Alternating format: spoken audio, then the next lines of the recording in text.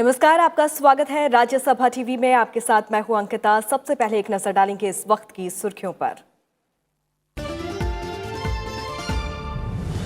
Bharat America के बीच Washington में 2+2 वार्ता, रणनीतिक साझेदारी और सुरक्षा के मुद्दों पर चर्चा। आतंकवाद के खिलाफ मिलकर लड़ने की जताई प्रतिबद्धता। दोनों पक्षों के बीच औद्योगिक सुरक्षा समझौते पर हस्ताक्षर, व्यापार को और आगे बढ़ाने पर जोर।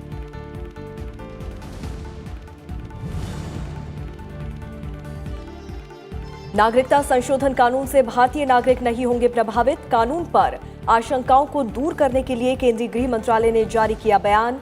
कहा, कानून में सिर्फ पाकिस्तान, अफगानिस्तान और बांग्लादेश में धार्मिक उत्पीड़न के शिकार अल्पसंख्यक समुदाय के लोगों को नागरिकता देने का प्रावधान।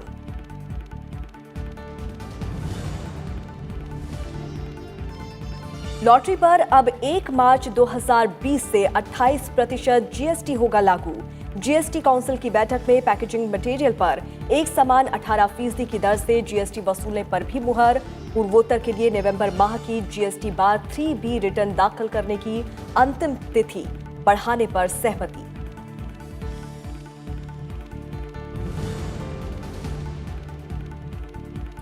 देहरादून में पीठासीन अधिकारियों के 79वें सम्मेलन का आखिरी दिन आज। संविधान की 10वीं अनुसूची और अध्यक्ष की भूमिका पर पीठासीन अधिकारियों का रहेगा खास फोकस। पहले दिन विधानसभा अध्यक्षों ने राज्यों की स्थिति के साथ दिए कई अहम सुझाव।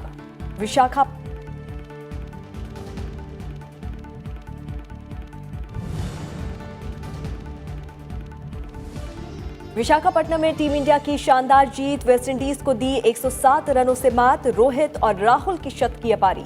कुलदीप यादव ने लगाई हैट्रिक। 3 मैचों की सीरीज, दोनों टीमें 1-1 से बराबर।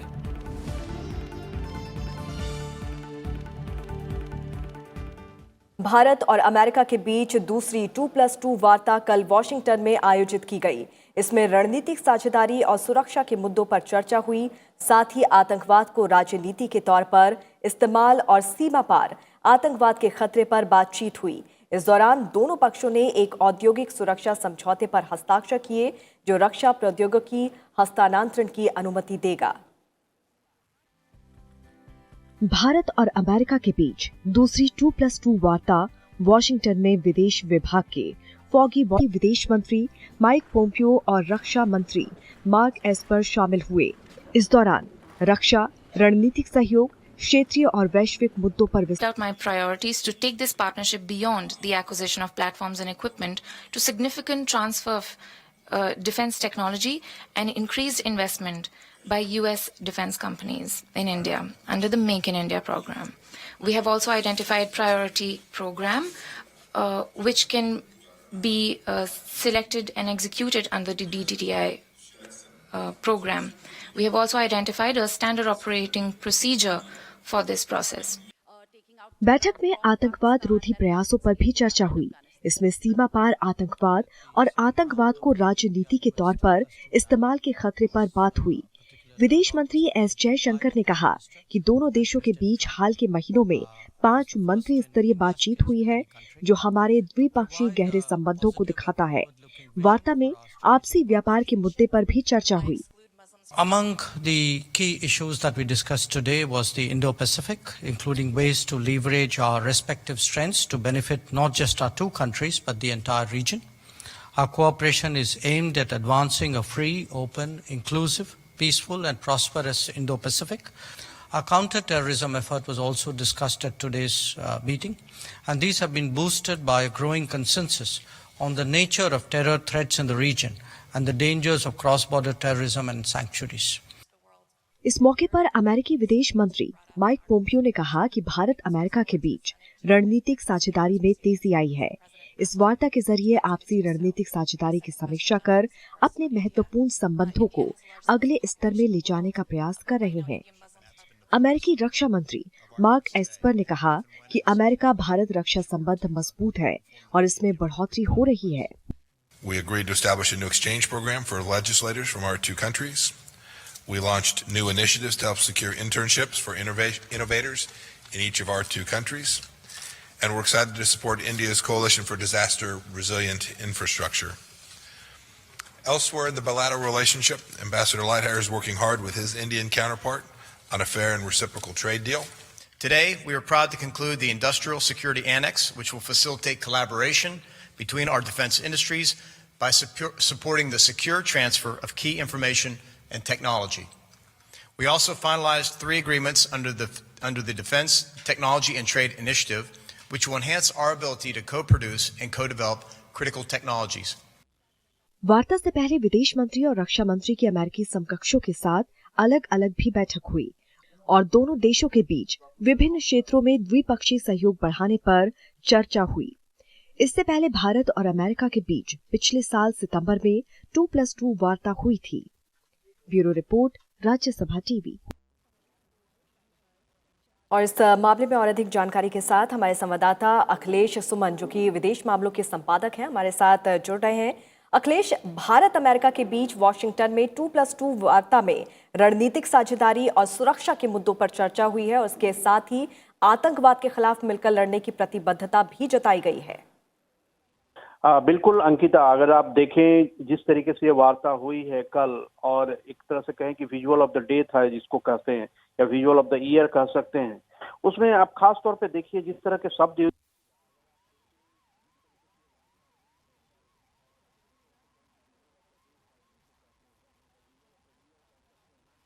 चलिए, तो अखिलेश सुमन से हमारा संपर्क टूट गया है। बहरहाल खबरों में आगे बढ़ते हैं।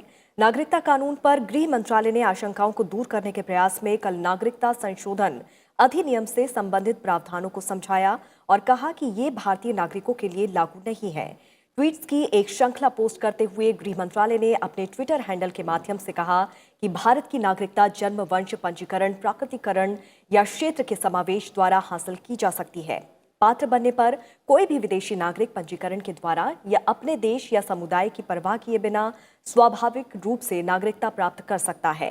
मंत्रालय ने कहा कि कानून में 3 देश, पाकिस्तान, अफगानिस्तान और बांग्लादेश के 6 अल्पसंख्यक समुदायों के नागरिकों को नागरिकता के लिए आवेदन करने में सक्षम बनाता है, जो धार्मिक उत्पीड़न के शिकार हैं। ये किसी भी मौजूदा कानूनी प्रावधान में संशोधन नहीं करता है, जो किसी भी विदेशियों को भारतीय नागरिकता के माध्यम से आवेदन करने में सक्षम बनाता है।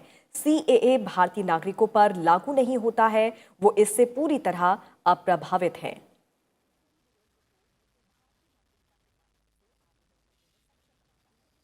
दिल्ली में हुई GST काउंसिल की 38वीं बैठक में अहम फैसले लिए गए। वोटिंग के बाद हुए फैसले में लॉटरी पर GST एक समान 28% करने पर फैसला हुआ और इसी के साथ ही पैकिंग में काम करने वाले विभिन्न प्रकार के बैग, पॉलीप्रोपिलीन स्ट्रिप और कुछ अन्य सामानों पर अब एक समान 18% की दर से GST लगेगा। ये दर 1 जनवरी से प्रभावी होगा। वहीं पूर्वोत्तर के लिए नवंबर माह की GST बाद 3B रिटर्न दाखिल करने की अंतिम तिथि बढ़ाने पर भी सहमति बनी। GST काउंसिल ने बुधवार को पहली बार किस मुद्दे पर फैसला लेने के लिए वोटिंग का सहारा लिया और लॉटरी पर बहुमत से 28% की एक समान दर से GST लगाने का फैसला हुआ। ये फैसला 1 मार्च 2020 से लागू होगा। इससे पहले काउंसिल की बैठकों में एक मत से निर्णय लिए जाते रहे हैं। It has decided to levy a single rate of GST, that is at the rate of 28%, on both state-run and state-authorized lottery. Earlier, for the state-run, the rate was 12. The state-authorized lottery was 28.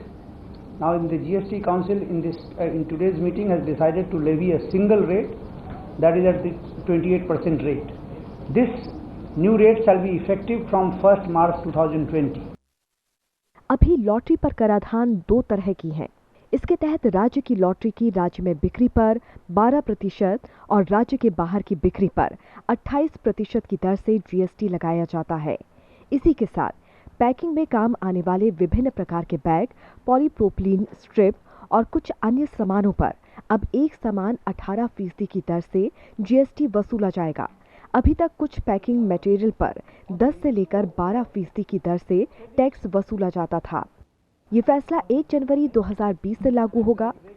GSTR 1 नहीं भरने पर penalty में जुलाई 2017 से नवंबर 2019 तक छूट मिलेगी, अगर सभी रिटर्न 10 जनवरी 2020 से पहले भरे जाएंगे। 2017-18 के लिए GSTR 9 और GSTR 9C दाखिल करने की तारीख 31 दिसंबर से बढ़ाकर 31 जनवरी 2020 की गई। बने हुए और बिना बने हुए थैलों पर जीएसटी की दर 18% होगी। इंडस्ट्रियल प्लॉट की लंबी अवधि की लीज में छूट दी गई। नई दरें 1 जनवरी 2020 से लागू होंगी।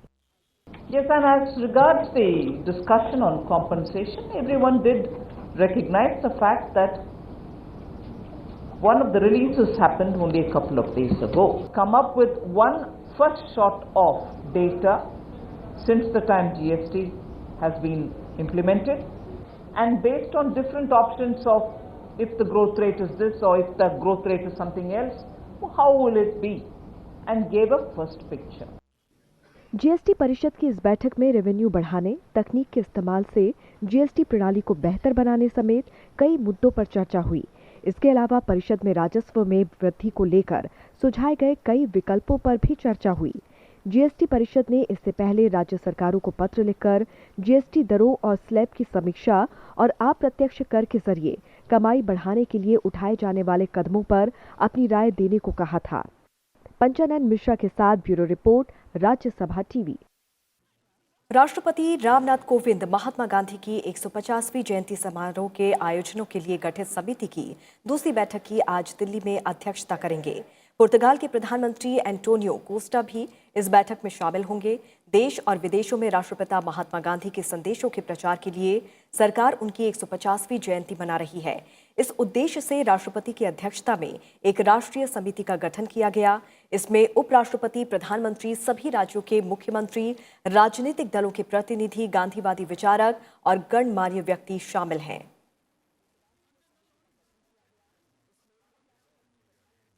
पुर्तगाल के प्रधानमंत्री एंटोनियो कोस्टा भारत के 2 दिवसीय यात्रा पर हैं।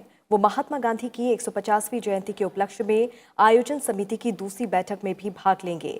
इसके साथ ही वो प्रधानमंत्री नरेंद्र मोदी के साथ आधिकारिक वार्ता भी करेंगे। भारत और पुर्तगाल के बीच उच्च स्तरीय राजनीतिक आदान प्रदान ने द्विपक्षीय संबंधों को एक मजबूत गति प्रदान की है, जिसमें विज्ञान और प्रौद्योगिकी, रक्षा, स्टार्टअप, शिपिंग, युवा एक्सचेंज और संस्कृति जैसे कई नए क्षेत्र शामिल हैं। उनकी इस यात्रा से नेताओं को द्विपक्षीय संबंधों के संपूर्ण सरगम की समीक्षा करने और आपसी हित के क्षेत्रों में निकट सहयोग बनाने का एक अवसर मिलेगा। देहरादून में पीठासीन अधिकारियों के 79वें सम्मेलन का आज दूसरा और आखिरी दिन है। आज सम्मेलन में संविधान की 10वीं अनुसूची और अध्यक्ष की भूमिका पर चर्चा होगी। इससे पहले कल सम्मेलन का उद्घाटन करते हुए लोकसभा अध्यक्ष ओम बिरला ने कहा कि इन सदनों में वाद विवाद होना चाहिए, लेकिन व्यवधान नहीं होना चाहिए। विरोध करते समय भी गतिरोध ना हो, ये लोकतंत्र की गरिमा और परंपरा रही है। देहरादून में जुटे देश भर के पीठासीन अधिकारियों के सम्मेलन का बुधवार को औपचारिक शुभारंभ हुआ। उत्तराखंड विधानसभा की मेजबानी में हो रहे इस सम्मेलन का उद्घाटन लोकसभा अध्यक्ष ओम बिरला ने किया। इस मौके पर राज्यसभा के उपसभापति हरिवंश भी मौजूद थे। उद्घाटन सत्र में उत्तराखंड के मुख्यमंत्री त्रिवेंद्र सिंह रावत, विधानसभा अध्यक्ष प्रेमचंद अग्रवाल के साथ कई सांसद और विधायक भी मौजूद रहे।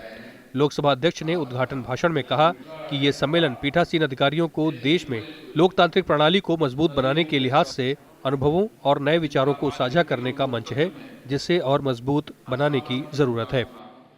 हमारे लोकतंत्र के अंदर जो चुने हुए जनप्रतिनिधि हैं वो कार्यपालिका पर नियंत्रण करें, कार्यपालिका में पारदर्शिता है, सरकार पारदर्शी तरीके से काम करे, जनता की जवाबदेही के लिए काम करें। इसीलिए विधानसभा लोकसभा है और इस विधानसभा लोकसभा के अंदर हम 2 दिन के सम्मेलन में यही चर्चा करने वाले हैं कि किस तरीके से हम विधानसभा लोकतंत्र के मंदिरों को मजबूत करें, कैसे ये मंदिर जनता की अपेक्षा और आकांक्षाओं को पूरा करने का मंदिर बने। उद्घाटन सत्र के दौरान उत्तराखंड के मुख्यमंत्री त्रिवेंद्र सिंह रावत ने 17वीं लोकसभा के बजट सत्र के शानदार कामकाज का उल्लेख किया और उन्होंने कहा कि संसद के प्रदर्शन का विधानसभाएं अनुकरण करती हैं। वहीं स्वागत भाषण में उत्तराखंड विधानसभा के अध्यक्ष प्रेमचंद अग्रवाल ने कहा कि संसद और विधानसभाएं सर्वोच्च प्रतिनिधि संस्थाएं हैं, जिनके माध्यम से आम लोगों की आकांक्षाओं और इच्छाओं को अभिव्यक्ति मिलती है। विधायी निकायों को समय के साथ मजबूत बनाने के लिए मंथन जरूरी है। संसद की तरह विधानसभाओं में भी बेहतर परफॉर्मेंस एक कैसे हो, ये जरूर विचार करना चाहिए। और ये केवल किसी राज्य विशेष के लिए नहीं है, बल्कि हम सब के लिए है कि हम बेहतर परफॉर्मेंस कैसे दें। इस पर हमको जरूर विचार करना चाहिए। राज्यों की जो प्रोडक्टिविटी है वो विधानसभाओं से आती है, तो उसको वो प्रोडक्टिविटी हमारी कैसे बढ़े उसका हमको उस ख्याल रखना होगा। इसको हम कैसे साकार कर सकते हैं, इसका हमको विचार करना होगा। विधानमंडलों के सदस्य जनता के प्रति निष्ठावान रहें, विधायी काम में लोकतंत्र के प्रति प्रतिबद्ध रहें और दायित्वों का गंभीरता से पालन करें। यही संसदीय लोकतंत्र की सफलता का मूल तत्व है। राजनीति व्यवसाय नहीं, एक मिशन है। यहां एक बड़ा पुनीत कार्य है जो जनता ने हमें सौंपा है। दोपहर बाद सत्र की अध्यक्षता राज्यसभा के उपसभापति हरिवंश ने की। इस बैठक में विधानसभा अध्यक्षों ने अपने राज्यों की स्थिति के साथ ही कई अहम सुझाव भी दिए। सम्मेलन के उद्घाटन सत्र के पहले लोकसभा अध्यक्ष को गार्ड ऑफ ऑनर दिया गया। उत्तराखंड के विभिन्न संगठनों और कैदियों द्वारा बनाई गई वस्तुओं और कलाकृतियों की एक प्रदर्शनी का उद्घाटन भी लोकसभा अध्यक्ष ने किया। गुरुवार को चर्चा में संविधान की 10वीं अनुसूची और अध्यक्ष की भूमिका पर पीठासीन अधिकारियों का खास फोकस रहेगा। अरविंद कुमार सिंह, राज्यसभा टीवी, देहरादून। देहरादून में विधायी निकायों के पीठासीन अधिकारियों के सम्मेलन में राज्यसभा के उपसभापति हरिवंश ने कई अहम सुझाव दिए। इस मौके पर राज्यसभा टीवी से खास बातचीत में उन्होंने कहा कि ये सम्मेलन बहुत ही प्रासंगिक है, क्योंकि इसमें संसदीय व्यवस्था से जुड़े अहम मुद्दों और चुनौतियों पर विस्तार से चर्चा करने का मौका मिलता है। इससे देश के लोकतंत्र को और मजबूत बनाने में विधायिका की अहम भूमिका को एक दिशा मिलती है। सर, ये जो सम्मेलन है, आपको इसको किस लिहाज से देखते हैं? आज के संदर्भ में जिस तरह की चुनौतियां हैं पीठासीन अधिकारियों के समक्ष, उसको लेकर के जो चर्चाएं हुई, क्या क्या ऑब्जर्वेशन है सर आप? मुझे लगता है ये बड़ा एक बेहतर प्रयास है जिसका समृद्ध अतीत रहा है अरविंद जी। और जैसा मैंने आज पाया कि यह फोरम बहुत ही प्रासंगिक है कि इसमें अनेक ज्वलंत मुद्दों पर चर्चा होती है। यानी जो हमारी विधानसभाओं में, विधानमंडलों में या संसद में जिस तरह की कॉमन प्रॉब्लम्स हम फेस करते हैं और जहां बेस्ट प्रैक्टिसेज हो रही हैं, उनके आदान प्रदान का यह मंच बड़ा उपयोगी है। मैं इस रूप में आपको बताना चाहूंगा कि देखिए, आज लगभग 70 वर्षों बाद, आफ्टर 7 डिकेड्स, हम इस बात पे गौरव करते हैं कि हमने अपने लोकतंत्र को मजबूत किया है लगातार। पर लोकतंत्र को मजबूत करने का सबसे सशक्त और बिल्कुल स्पष्ट माध्यम या प्रतीक तो हमारी ये संसदीय संस्थाएं ही है ना, जिनको हम लोकतंत्र का मंदिर कहते हैं, चाहे वो संसद हो या विधानमंडल हो। विधानमंडल में दोनों विधानसभा और विधान परिषद जहां जहां है, संसद में राज्यसभा लोकसभा दोनों है। जो देश के मौजूदा हालात और देश के भविष्य के लिए जहां नीतियां बनती हैं, कानून बनते हैं, जहां सरकार के बजट पर सरकार के माध्यम से कामकाज पर नियंत्रण रखने की कोशिश होती है, और भारत के लोगों के सपनों को, भारत के लोगों की आकांक्षाओं को या तो राज्य में ये पार्लियामेंट्री फोरम्स या केंद्र में हमारी संसद, यही आवाज मिलता है ना। तो अंततः आप देखेंगे कि 70 वर्षों में हमने अपने डेमोक्रेटिक इंस्टीट्यूशंस को बहुत मजबूत बनाया, पर साथ साथ चैलेंजेस भी बड़े सीरियस ढंग से रहे। जैसे मैं आपको कहना चाहूंगा कि मैं 2014 में राज्यसभा का सदस्य बनकर आया, पर पिछले 2 सत्रों से, हमारा 250वां यह सत्र था, उसके पहले 249, इसमें जो कामकाज की प्रगति और उल्लेखनीय इसमें जो बदलाव हुआ है, 114%, 15% काम होना, इस ढंग से आप देखें, और प्रश्नकाल अच्छी तरह चलना, शून्यकाल अच्छी तरह चलना, इस तरह से जो स्पेशल मेंशंस हैं उनमें सारी चीजों का उठना, यानी हाउस का बेहतर ढंग से फंक्शनल होना। विधायी निकायों के पीठासीन अधिकारियों के सम्मेलन में राज्यसभा के महासचिव देश दीपक वर्मा भी शिरकत कर रहे हैं। उन्होंने इस सम्मेलन के महत्व और संसद की कार्यवाही से हटाए जाने वाले शब्दों को लेकर दिए गए सुझाव के बारे में राज्यसभा टीवी से बातचीत की। ये जो कॉन्फ्रेंस सचिवों की और पीठासीन अधिकारियों की जो एक बैठक हर वर्ष होती रही है कई वर्षों से, उसका एक बड़ा महत्व ये है कि जो विभिन्न हमारी जो राज्यों की विधानसभाएं हैं, विधान परिषद है और हमारी खुद की जो लोकसभा और राज्यसभा है, उसकी जो प्रक्रियाएं हैं उसमें बहुत सारी ऐसी चीज़ें हैं जो एक दूसरे के लिए एक तरीके से टेक अवे बन सकती हैं, यानी दोनों एक दूसरे के अनुभवों से सीख सकते हैं। और सामान्य रूप से जो हमारा कार्य चलता है उसमें कभी ये समय नहीं मिल पाता कि सब आपस में एक दूसरे की प्रक्रियाओं के बारे में जाने। तो इस तरह के सम्मेलनों का सचिवों स्तर के पर और पीठासीन अधिकारियों के स्तर पर उसका एक बहुत बड़ा उपयोग ये है कि एक दूसरे की जो बेस्ट प्रैक्टिसेस हैं उसके बारे में जानने को मिलता है और ये अंदाज़ा लगाया जा सकता है, अनुमान लगाया सकता है कि इसमें से कौन सी बेस्ट प्रैक्टिसेस हम अडॉप्ट कर सकते हैं। और उस बैठक में जो मुद्दा हमने उठाया था वो ये था कि जो हमारी एक्सपेंशन की जो प्रक्रिया है, एक्सपंज करने की, वो प्रक्रिया कुछ इस तरह से बनी हुई है जिसमें कई बार आप किन्हीं व शब्दों को अनपार्लियामेंट्री मानते हुए, क्योंकि अनपार्लियामेंट्री शब्दों का एक कोश है, उस कोश के आधार पे शब्द या फ्रेज को असंसदीय घोषित करके और उसको कार्रवाई से निकाल दिया जाता है। इसका परिणाम होता है कि कई बार जो शब्द निकाल दिए गए और जो फ्रेज निकाल दिए गए उससे फिर बचे हुए शब्दों का और बचे हुए वाक्यों का कोई मतलब ही नहीं रह जाता। और इसलिए ये एक तरीके से जो, क्योंकि आज के ज़माने में ये जो प्रोसीडिंग्स हैं उनको लोग पढ़ते हैं, वो हमेशा रिकॉर्ड में रखा जाता है, आने वाले कई सालों तक उसको देखा जाएगा और उसमें अगर वो शब्द निकले हुए हैं तो इसका कोई अर्थ नहीं होता है। दूसरी बात यह है कि पहले के समय में मीडिया और सोशल मीडिया इतना एक्टिव नहीं थे। आज बहुत सारी चर्चाएं जो पार्लियामेंट में हो रही हैं वो बाहर मीडिया और सोशल मीडिया में चर्चा हो रही है उसके बारे में। तो जब वो चर्चा हो रही है तो असंसदीय कह करके शब्दों को निकालने की जो हमारी प्रक्रिया है उसको ये देखना पड़ेगा कि ये प्रजातंत्र की मूल भावना को गला न घोंट दे, लोगों को बोलने का या जो पार्लियामेंट के प्रोसीडिंग्स में पार्टिसिपेट करने में कोई बाधा भी ना आवे। और दूसरा, जब वो प्रोसीडिंग्स पब्लिश हों तो लोग उसको समझ सकें। तो मैंने ये सुझाव दिया है कि जो शब्द या जो वाक्य हाउस के डिबेट के दौरान लोगों के द्वारा प्रयोग किए गए हैं, अगर उसमें कोई कठोर शब्द है जिसको हम अनपार्लियामेंट्री कहते हैं, अगर कठोर शब्द है तो हम उस कठोर शब्द की जगह पे कोई सरल शब्द इस्तेमाल कर सकते हैं, वैकल्पिक शब्दावली, हल्की शब्दावली इस्तेमाल कर सकते हैं और एक एस्टेरिस्क लगा करके नीचे कह सकते हैं कि हमने इसको सोबर डाउन कर दिया है, हमने इसको एक भाषा इसकी सरल कर दी है।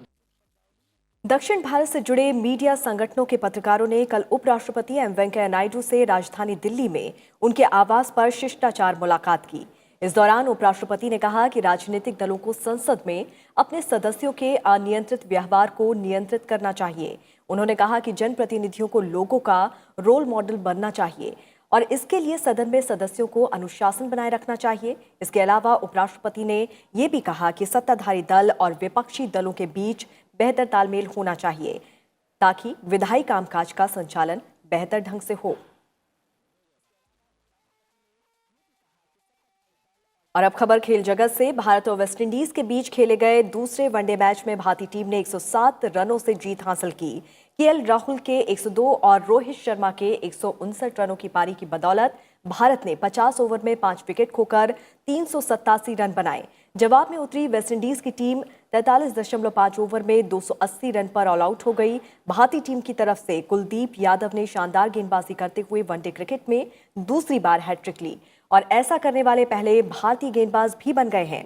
इस जीत के साथ 3 वनडे मैच की सीरीज फिलहाल 1-1 की बराबरी पर है। गोवा मुक्ति दिवस यानी कि गोवा लिबरेशन डे हर साल 19 दिसंबर को मनाया जाता है। भारत को यूं तो 1947 में ही आज़ादी मिल गई थी, लेकिन इसके 14 साल बाद भी गोवा पर पुर्तगाली अपना शासन जमाए बैठे थे। 19 दिसंबर 1961 को भारतीय सेना ने ऑपरेशन विजय अभियान शुरू कर गोवा, दमन और दीव को पुर्तगालियों के शासन से मुक्त कराया था। राष्ट्रपति रामनाथ कोविंद ने गोवा लिबरेशन डे पर शुभकामनाएं दी हैं। राष्ट्रपति ने गोवा के लोगों को उज्जवल और समृद्ध भविष्य के लिए भी शुभकामनाएं दी।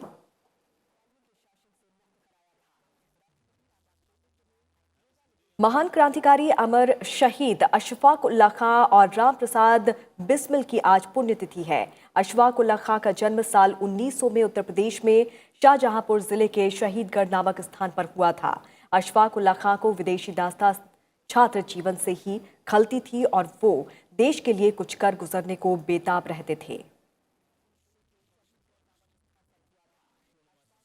और इसी के साथ इस बुलेटिन में फिलहाल इतना ही। अंत में एक नजर डाल लेते हैं देश के मौसम के हाल पर।